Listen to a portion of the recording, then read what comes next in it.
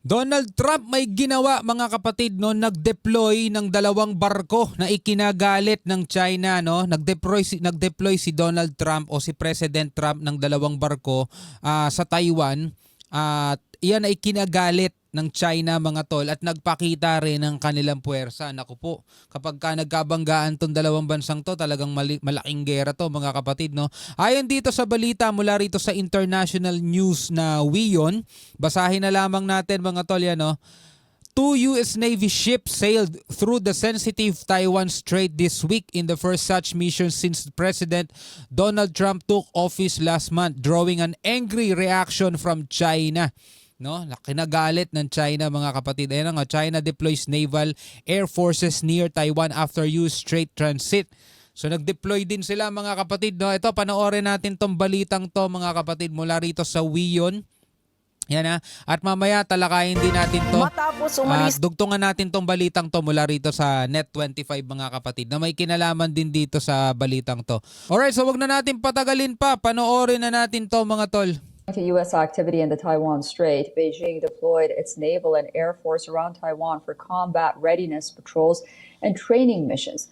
Chinese Combat readiness ha? media released a video showing its Eastern Theater Command conducting naval and air drills around Taiwan. Trump sends 2 U.S. ships to Taiwan Strait. While performing combat readiness Nagpadala si Trump ng ng dalawang barko ng Amerika. and alert missions, we always maintain a state of readiness with arrows on the string and ammunition fully loaded. Our weapon systems are also in launch-ready status. Narinig niyo yun, sabi ng China, di ba? Fully loaded daw sila lagi at lagi silang handa kung sakasakali mang magkakaroon ng labanan. Balikan natin mga kapatid. Dito ipinapakita ng China na hindi sila takot sa Amerika. At kung sakasakali mang sisiklab na ang gera, fully loaded daw sila. While performing combat readiness and alert missions, we always maintain a state of readiness with We always maintain state of readiness, no?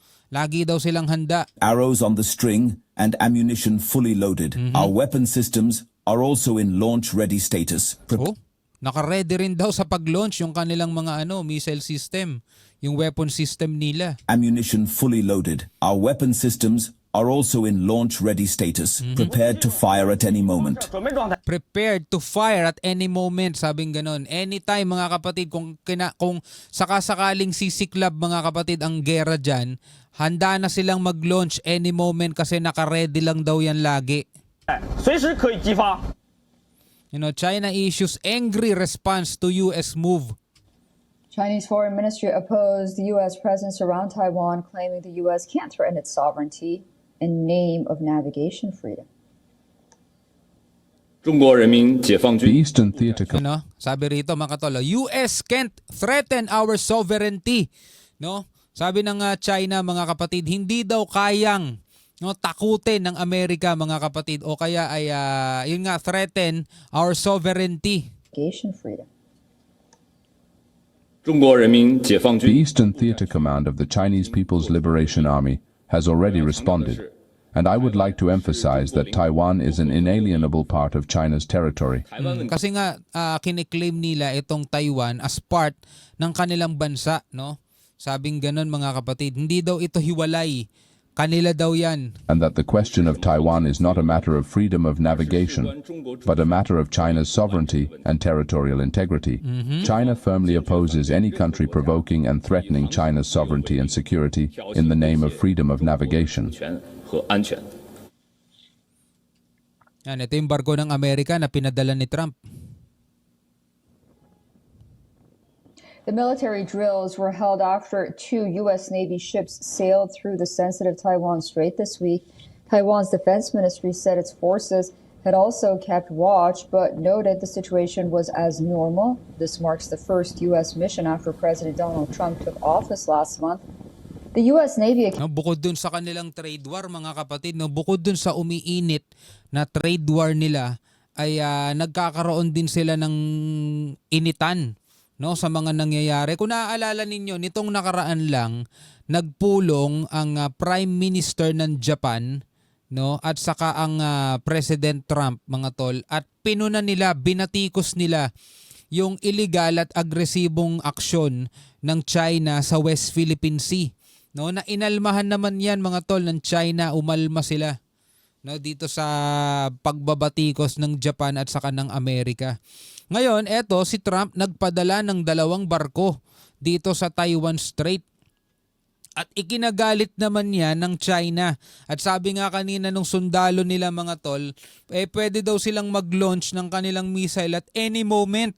No, dahil naman daw bine-maintain nila yung readiness state nila, mga tol, at yung kanilang ammunition is fully loaded.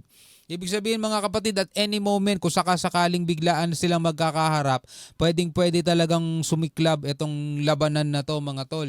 No? Pinapakita ng China na hindi sila natatakot dito sa Amerika at hindi daw kayang takutin ng Amerika o sindakin ng Amerika yung kanilang soberanya. Occasionally accompanied by ships from allied countries, transits the strait about once a month. China, which claims Taiwan as its own territory, says the strategic waterway belongs to it. For all the latest... Diba? So eto, idugtong natin tong balitang to mula naman dito sa Net25. No, sabi rito, China nag-deploy ng puwersa sa Taiwan, no? At matapos umalis ng 2 Navy ships ng Estados Unidos sa Taiwan, ay agad na nag-deploy ng naval at air forces ang China sa paligid ng Taiwan, no? Kumbaga, ikinagalit nga talaga nila to. Matapos umalis ng 2 Navy ships ng Estados Unidos sa Taiwan, ay agad na nag-deploy ng Naval at Air Forces ang China. Pero kita mo to, mga tol. Ito lang napansin ko. Sabi rito sa balita, matapos umalis ng 2 Navy ships ng Estados Unidos sa Taiwan, ay agad na nag-deploy ng Naval at Air Forces ang China sa paligid ng Taiwan. Bakit hinintay pa nila na matapos umalis o makaalis na yung mga barko ng Amerika, mga tol? Saka sila agad nag-deploy. Kanina, sabi nung sundalo nila, mga tol, naka full combat readiness sila, mga tol, na yung ammunition nila is fully loaded. No? Pwede daw silang mag-launch at any moment, sabing ganun. Pero dito, sabi sa report, matapos umalis ng 2 Navy ships ang Estados Unidos sa Taiwan, hinintay muna nilang makaalis bago sila agad nag-deploy. Kumbaga parang kung inintay munang makaalis, no, tapos biglang dumating nagsiga-siga, asa na? Inayaan mong umalis tapos ngayon nagsisiga-sigaan ka dyan, no? Kung talaga dapat tinapatan na nila, no? Sa paligid ng Taiwan. Lumahok sa exercises ang mga barko at fighter jets ng Eastern Theater Command. Ayon sa mga crew members ng Chinese Navy na Hawaii Bay Warship, sa tuwing nagsasagawaan nila sila ng combat readiness at alert missions ay laging handa ang kanilang weapon systems. O yan, no? Laging handa ang kanilang weapon system. Saan? Sa exercises?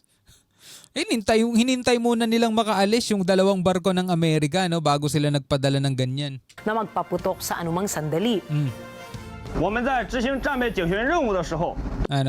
performing combat readiness and alert mission, so talagang ang napakahusay nila, mga tol, sa mga exercises, no? So dito pala sila ready, handa, no? Dito sa performing combat readiness and alert missions, mga ganito, dito sila handa. Kung kailan nakaalis na yung kanilang katunggali, saka ngayon sila nagpapakita ng angas nila. We always maintain a state of readiness with arrows on the string and ammunition fully loaded. Yun nga yung napanood natin kanina sa Wiyon, di ba? Ito yung pinagmamalaki ng mga sundalo ng China. We always maintain a state of readiness with arrows on the string and ammunition fully loaded. Pero hinintay muna nilang makaalis yung barko ng Amerika bago sila nag-angas-angas ng ganito. Our weapon system are also in launch ready status, prepared to fire at any moment. Aba, nakakatakot, no? Alam mo talaga, nakakasindak, mga kapatid. Minomonitor ng Defense Ministry ng Taiwan ang military drills ng China at sinabing normal ang sitwasyon na ito. Una nang ibinalita na ikinagalit ng China ang pagpunta ng 2 US Navy ships sa Taiwan. Nagalit sila. Nagalit sila sa pagpunta ng dalawang barko ng Amerika. Pero pagkaalis nun, saka ngayon sila dumating at nagtatapang-tapang kasi sinasabi nilang fully loaded kami. Pwede na kami mag-launch ng missile namin at any moment. Napakatawa. Anyway, mga kapatid, bilang isang Pilipino, ano masasabi mo dyan? Comment ka na lamang sa ibaba. Hanggang sa muli, ako nga pala si Shovel D. Peace out.